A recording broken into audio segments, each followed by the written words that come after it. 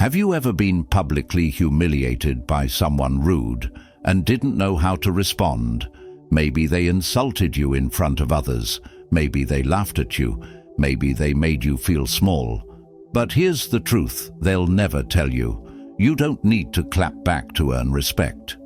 You need to rise up so quietly, so powerfully, that they regret ever messing with you. In this video, I'm going to give you brutally honest ways to gain respect after being humiliated. No fake positivity, no people-pleasing, just cold, calculated confidence.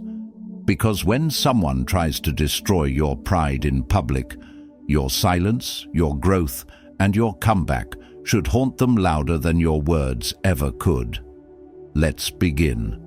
By the way, if you enjoy deep, thought-provoking insights on stoicism, self-improvement, and navigating life with wisdom, you'll love my free newsletter. Every Sunday, I share powerful lessons, controversial truths, and practical strategies to help you level up, all for free. Want to join? Sign up using the link below and start receiving value-packed content straight to your inbox every week. And if you're a brand looking to sponsor my content and reach a highly engaged audience, feel free to reach out via my email in the description.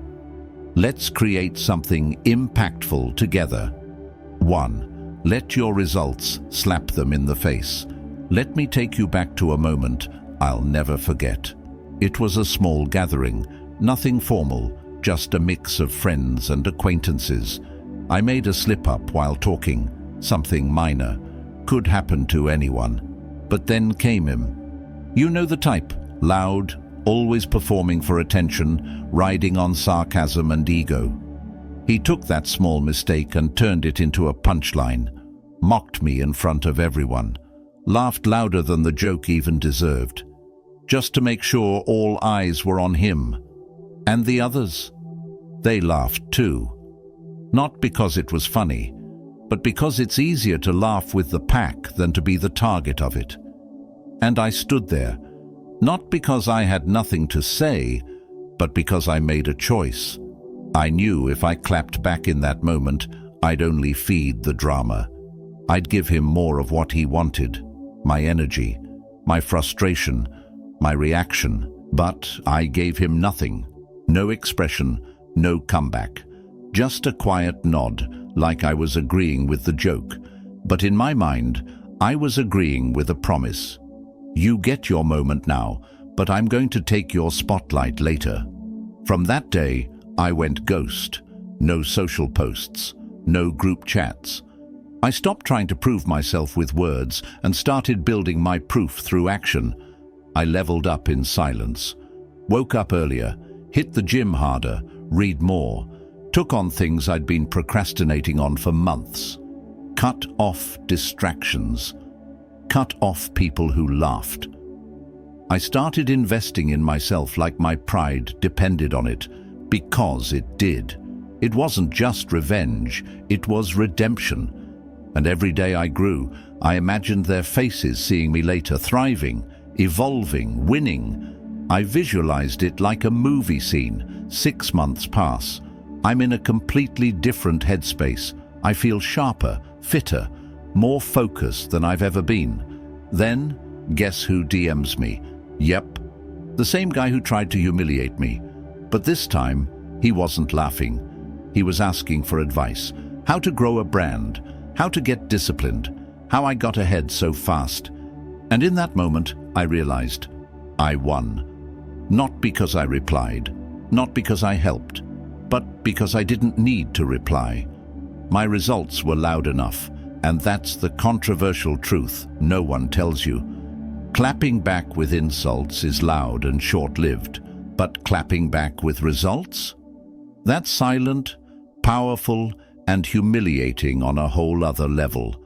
You see, when someone publicly disrespects you, they want attention. Don't give it to them. Give them outcomes instead. Let them watch you grow into someone they can't reach, can't joke about, and definitely can't compete with. Let your transformation speak so loudly, their joke feels like ancient history. Let your discipline make their laziness embarrassing. Let your consistency highlight their inconsistency. Let your silence become a mirror that reflects their insecurity. When you grow and they don't, your existence becomes their reminder that they lost. So don't seek revenge. Don't beg for respect. Don't defend your name in noise. Build yourself up so hard that their insult becomes your origin story. And let your success slap them in the face without ever lifting your hand. 2. Publicly ignore them. There are few moves more powerful than pretending someone doesn't exist, especially when they expect you to give them attention. Let me be brutally honest. The people who humiliate you in public, they're not just being rude. They're making a power play. They want a reaction. Anger, tears, embarrassment, because that reaction validates their ego. But here's where you flip the script. You don't react. You don't speak. You don't even look their way. You ignore them. Publicly, coldly, like they're air. Let me tell you a story. There was a guy I used to hang around, loud, smug, always trying to one-up people in public. One day he called me out in front of others, joking about something personal I told him in confidence. Everyone laughed. I didn't. I just stared at him with a blank face, didn't argue, didn't defend myself, didn't even blink. But from that day on, he was cut off. No eye contact, no head nods, no conversations, just a cold void between us. Months passed. I worked on myself. I got stronger, sharper, more focused. People started noticing the difference in me. I wasn't playing social games anymore. I had boundaries. Then it happened. At a gathering, this same guy walks up to me in front of others and says, "Hey bro, we good now, yeah?" I looked at him, said nothing, and walked right past him. Not a glance, not a smirk, just silence. And in that moment, in front of everyone, he looked tiny. Because I did what he couldn't, I kept my power. Now here's the truth.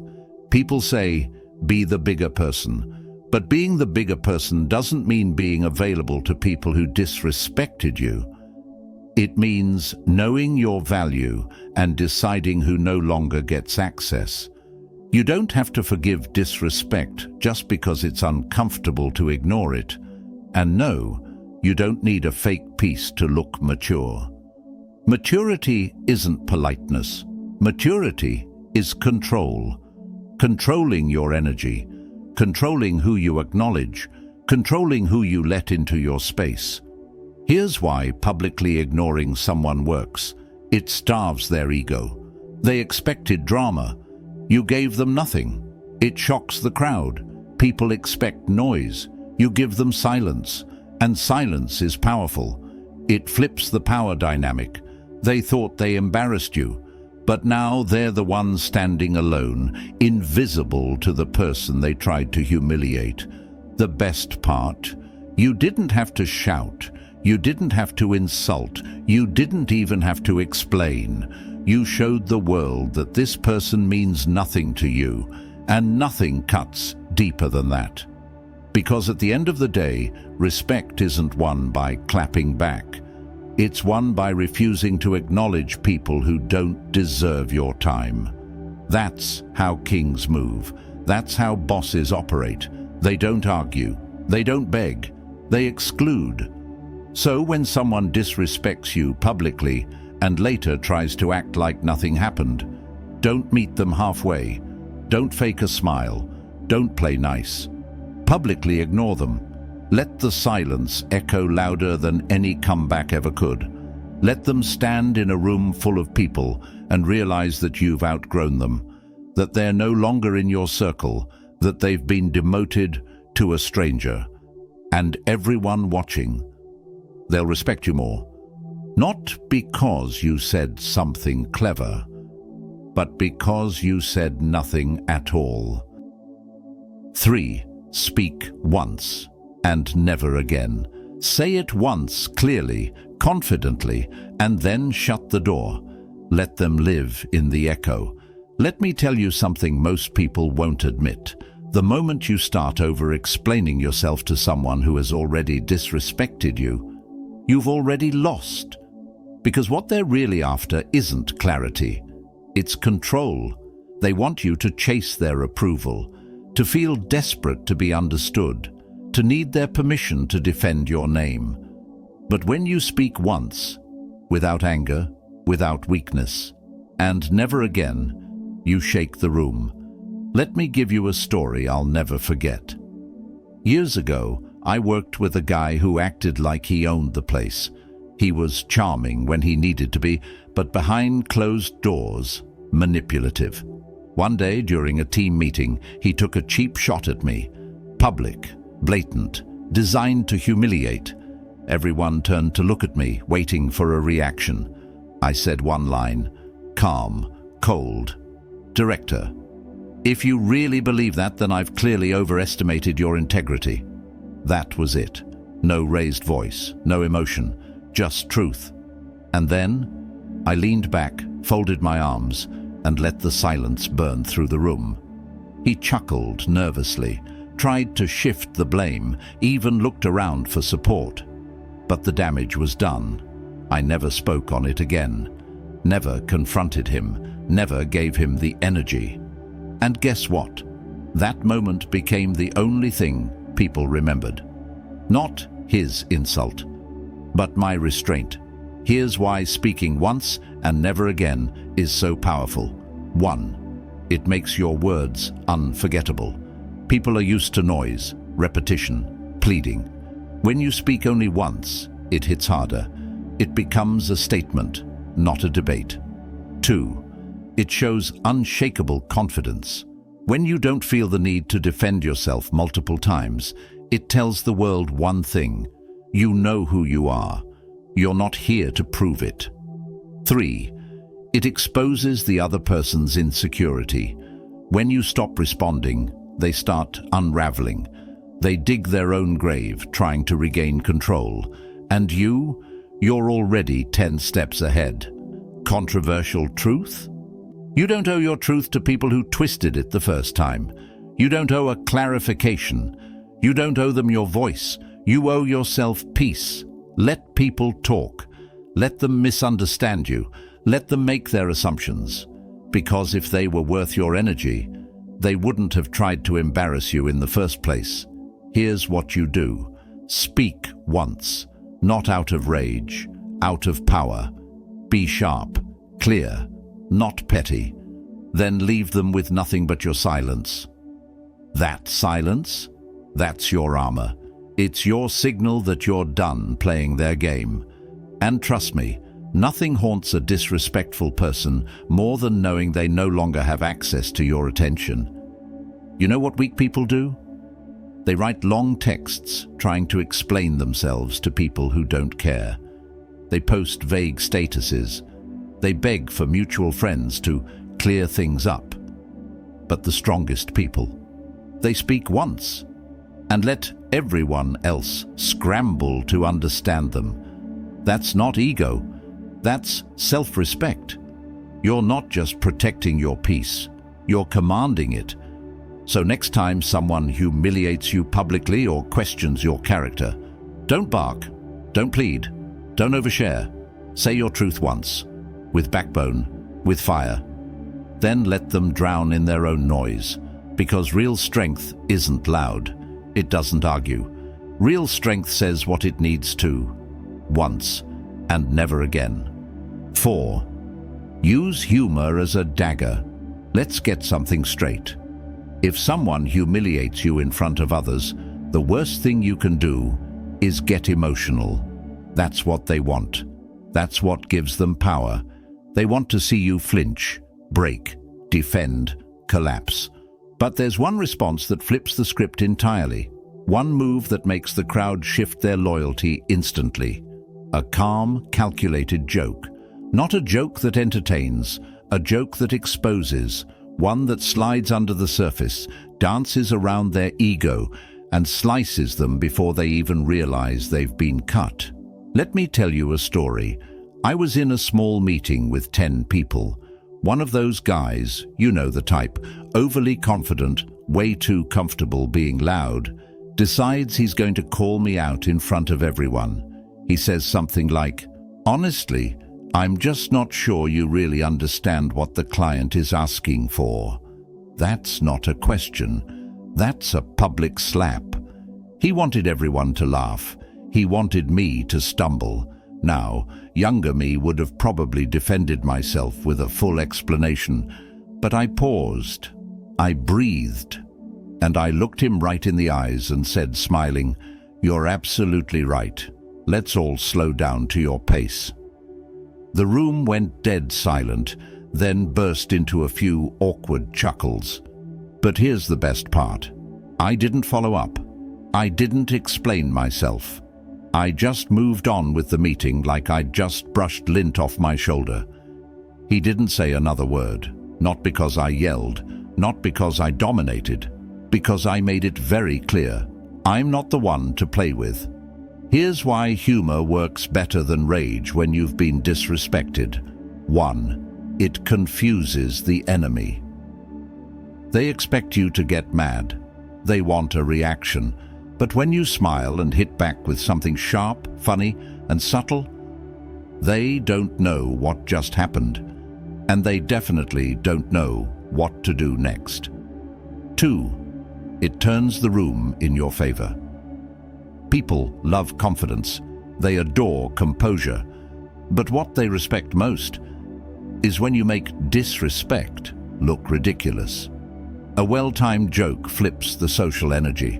The crowd sides with you, silently, sometimes loudly, but it's yours now. 3. It makes you memorable. Anger fades. Rants are forgotten. But a savage one-liner, that lingers. They'll repeat it, laugh about it, and deep down, even the one you joked about will feel it replaying in their head for weeks. Here are some lines you can keep in your back pocket. "That was a bold take. Wrong, but bold. You clearly misunderstood me, but I admire your confidence in staying wrong. I'd argue with you, but I like to win. I love how you said that like it made sense. You don't need to swing hard, you just need to aim well. Because here's the truth. Most people who publicly humiliate others are insecure. They crave control, and nothing breaks that illusion faster than someone who can laugh right in the middle of an attack and throw a jab so casually it feels like a compliment until it stings. But let me make this controversial, because nobody wants to say it. You will not gain respect after humiliation by being soft. You won't get it by begging, by explaining, or by crying about how wrong they were. You gain it by standing up with a smirk, hitting back without raising your voice, and making them look like the fool effortlessly. You gain it when people say, "Damn, did you hear what he said to him?" She clapped back without even blinking. Because now they know you're not just unbothered, you're dangerous. And that's what earns respect in a world that feeds off ego and fear. The sharpest blade doesn't scream, it glides through with a smile. Next time someone tries to humiliate you, don't explode, don't fold, jab, smile, walk away, let them laugh with the room while quietly bleeding on the inside. 5. Cut off anyone who laughed with them. Let's get brutally real for a second. When someone humiliates you publicly, the first person you look at is the one who did it.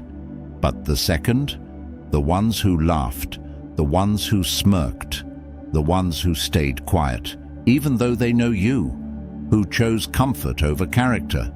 Those people are worse than the one who disrespected you. Why? Because disrespect from an enemy is expected, but betrayal from someone who calls you bro, sis, or friend, that hits deep. I remember a time in college when a so-called friend made a joke about my financial situation, loud enough for the whole room to hear. Now, he always had that class clown vibe, so people laughed. But what burned me the most wasn't him. It was the 3 other people sitting beside me who laughed right along with him.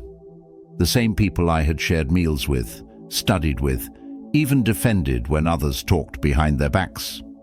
I didn't say a word that day. I just took mental notes. From that moment on, I was done with them. No more group chats, no more catch-ups, no more fake laughs. I cut them off, cold and clean. And guess what? Not a single one came back to ask why. Because deep down, they knew. They knew they laughed when they shouldn't have. They knew they chose sides. And that's the lesson. Silence is a choice. So is laughter. So is disloyalty. Here's why you must cut off anyone who laughs with your enemy. 1. They show you their true allegiance. People don't laugh at jokes that hurt people they respect. If they laughed while you were being disrespected, they enjoyed it. Even if they say, "It was just a joke," or "I didn't mean it." No, laughter is agreement in disguise. 2. Keeping them around. Weak boundaries. If you keep talking to them like nothing happened, they'll think, "I can cross your line again," and you'll let it slide. And that makes you look weak. You gain no respect by keeping people who betrayed your dignity. 3. Your presence is valuable. Treat it like it is. If you want people to respect you, you need to show them. I don't tolerate subtle betrayal. You're not desperate. You're not needy. And if someone can't stand beside you when it's uncomfortable, they don't get to stand beside you when you rise. Now, let's talk about what happens when you don't cut them off. You slowly start to lose your power. They joke again. They talk behind your back. They use you to feel better about themselves. And worse, you start to believe you deserve it. Let me make this controversial and crystal clear. If you tolerate snakes, don't be surprised when they bite. You don't need a big confrontation. You don't need closure. You just stop answering, stop inviting, stop trusting. That's it. Here's the truth no one tells you. Most people watch to see how you react when you're humiliated. They take notes. If they see you forgive the wrong people too quickly, you're labeled as someone who can be walked over again. But if they see you cut people off, move smarter, and elevate without bitterness, you become a threat, a person with standards, someone who demands respect, not just in words, but in actions. So next time someone disrespects you in public, look around, see who laughed, see who smirked, see who stayed silent when they could have said something. Those people are not your friends. They're just waiting for their turn to laugh at your expense again. When respect is lost, distance is the only cure. Cut them off, quietly, permanently. No warnings, no announcements, and watch how your life becomes lighter and your circle becomes stronger. 6. Make them regret picking on you. Listen, when someone humiliates you, they're not just trying to be funny. They're testing you. They're gambling on the idea that you won't fight back, that you'll stay quiet, that you'll let it slide. And that's exactly where you flip the narrative. You don't react with emotions. You respond with evolution. You want to make them regret ever thinking you were the soft one, but you do it strategically, not with screams, not with revenge, but with transformation. Let me tell you a true story. Back in my first job, I had a manager who humiliated me in front of the entire team. He laughed at my ideas, interrupted me mid-sentence. At one point, he literally said, "Let's leave the real decisions to people who actually know what they're doing." Everyone laughed. I didn't. I felt like my chest was on fire, but I didn't flinch. I said nothing, but I promised myself this: you'll eat those words, and I won't even have to say a word when it happens. So I went silent, not submissive. I stopped trying to impress them. Instead, I focused. I learned like a madman. I took on the worst clients, the least desirable projects, stayed late. Not for them, for me. And 3 months later, I closed a deal that literally saved the company's quarter. Guess who had to stand in front of everyone and give me credit? Yeah, him. He didn't look me in the eye once, because deep down, he knew. He gave the mic to the wrong person that day. Here's how you make them regret ever picking on you. 1. Become the person they said you'd never be. The fastest way to silence a critic is to embody everything they said you couldn't. They called you dumb? Outlearn them. They mocked your ideas? Outbuild them. They laughed at your dreams? Outlive them. Let their insult be the fuel, not the wound. 2. Build in silence, come back in power. Don't go around telling everyone your comeback plan. That's just noise. Move quietly, show results. By the time they realize you've leveled up, it's too late for them to undo the damage they caused. 3. Don't block them. Let them watch. The best revenge isn't served cold. It's served on a glowing screen where they see you winning. They should scroll through your progress. They should hear people mention your name with respect. Let your success become their personal punishment.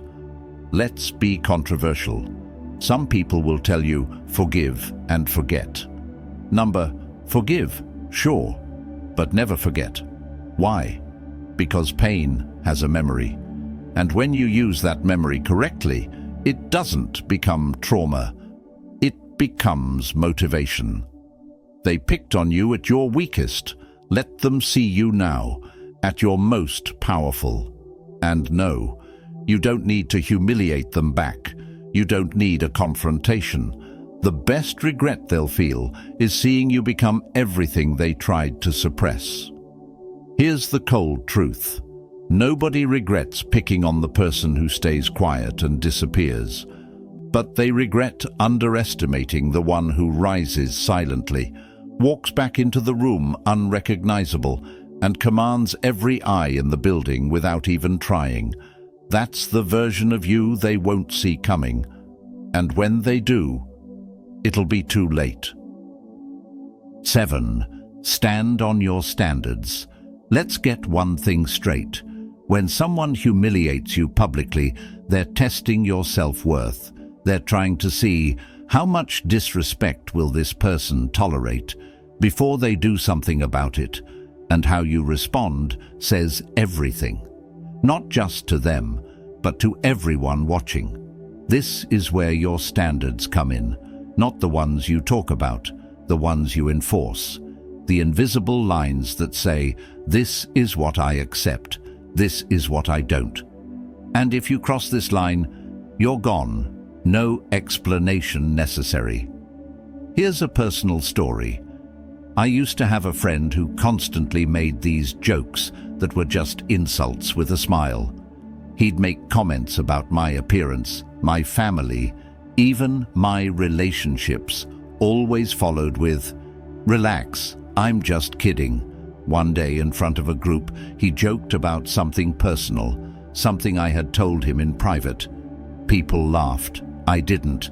I looked at him and said, "Rai, that's the last time you'll ever get to speak to me like that." He laughed, thought I was bluffing. I wasn't. I didn't shout. I didn't explain. I just cut the cord. No texts, no calls, no interactions. Done. And guess what happened? Within weeks, people who used to laugh with him started drifting my way, because when you have standards, you become magnetic. Not because everyone likes you, but because they respect you. Let's break it down. 1. Standards are not rules. They're boundaries with consequences. Anyone can say they have boundaries, but if there's no consequence, it's just a suggestion. If you let someone cross your line once and do nothing, they'll cross it again, with confidence. Your standards should feel like concrete. Step out of line and you hit a wall. No warning, no softness, just reality. 2. People will test you, just to see if you're lying. Some people will mock you, tease you, disrespect you on purpose, just to see if you're all talk. If you fold, you've trained them that you're not serious about yourself. If you stand firm, you've just earned their respect or their distance. Both are wins. 3. You will lose people, but you'll gain power. Let's be honest. Enforcing your standards will make people uncomfortable. Some will leave. Let them. Because when you raise your standards, the people who can't reach them naturally fall off. They'll call you arrogant. They'll say, "You've changed." Damn right you have. Growth looks like arrogance to people who settled. Here's the controversial part. Most people don't have standards. They just want to be liked. They'll let people mock them, walk on them, talk down to them, and smile through it all, just to avoid conflict. That's not humility. That's self-abandonment. When you finally stand on your standards, people will start adjusting how they talk to you. Not because you demanded respect, but because you commanded it by how you moved, how you spoke, and how you responded. Here's how you do it practically. Someone disrespects you once. You address it once. They do it again. You walk away. No debate, no drama, just distance. And most importantly, you never lower your standards just to keep someone who makes you feel small. Standards are how you teach the world to treat you. If someone humiliates you and you let it slide, you've trained them to do it again. But if you draw a line and actually stick to it, you've built a boundary that even they can't ignore. That's how you get respect, not from shouting, not from clapping back, but by standing tall on principles that never shake, even when the whole room is laughing. They thought it was a joke, until you became the lesson. The truth is, you don't gain respect by reacting when you're humiliated. You gain respect by transforming when they least expect it. Let them laugh. Let them mock. Let them write their punchlines and whisper behind your back. But while they're stuck repeating the same shallow cycle, you evolve in silence. You rise with purpose. And by the time they realize what you've become, you'll be untouchable. Not because you're louder, but because you're unshakable. The world is full of people who test your boundaries just to see if you love yourself enough to defend them. So show them. Show them that you don't need to argue to prove your worth. Show them that your glow doesn't dim just because someone tried to shade it. Show them that you can take disrespect and turn it into domination. Because here's what they'll never tell you. The strongest revenge is becoming someone they have to respect, even if they still don't like you, even if they'll never say it out loud. So the next time someone tries to humiliate you, smile, say nothing, and get to work, because you don't need applause. You need silence and a storm building behind it. And when you finally speak again, it won't be words. It'll be results.